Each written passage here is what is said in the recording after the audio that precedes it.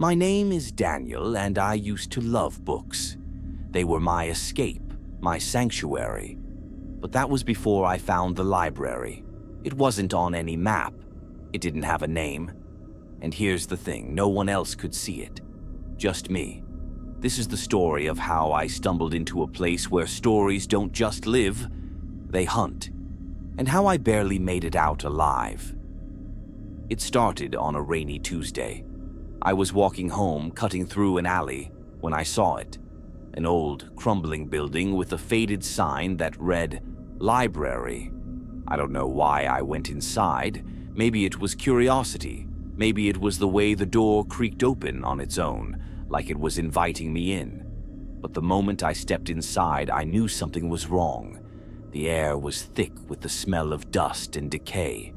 The shelves were packed with books, their covers blank, their spines cracked. And the whispers, they were faint, like the rustle of pages turning. I pulled a book off the shelf and opened it. The pages were blank at first, but as I stared, words began to appear. They weren't printed. They were written right before my eyes. The story was about Clara, a nurse who died alone during an epidemic. As I read, the air grew cold, and the smell of antiseptic filled the room. I tried to close the book, but it wouldn't let me. The words spilled off the page, and Clara appeared, pale, gaunt, her nurse's uniform stained with blood. She reached for me, her lips moving silently, before vanishing. I dropped the book and ran, but the whispers followed me. They were everywhere, crawling into my mind. I didn't sleep that night. I couldn't. The next day, I went back to the alley.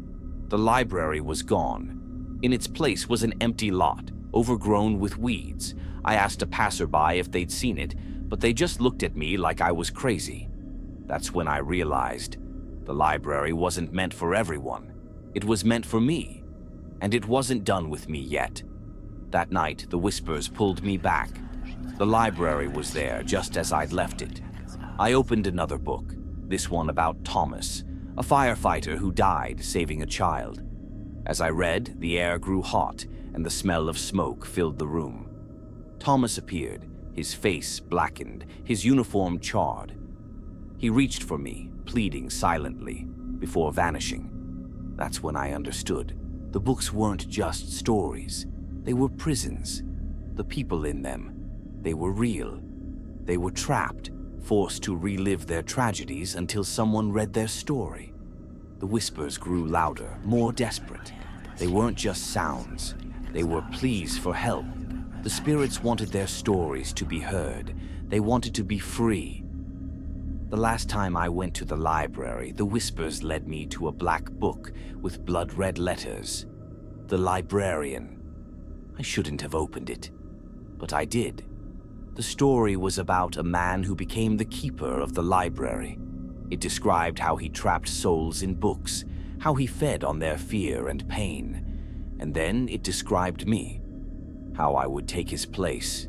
I tried to close the book, but it was too late. The librarian was there, his face hidden in shadow, his voice like the rustle of pages. "Welcome," he said. "You've been chosen." I don't remember how I got out. All I know is that I woke up in my bed, the book clutched in my hands. The whispers were gone, but the mark on my wrist wasn't. It's a symbol, like a book with its pages open, and it's spreading. I don't know how much time I have left. The library calls to me every night, its whispers growing louder, more insistent. And the books, they're everywhere now. I see them in my dreams, on my shelves, even in the hands of strangers. If you ever hear the whispers, if you feel the pull, remember this. Some stories are meant to be read, others are meant to be feared. And the library, it's always open, and I am the keeper.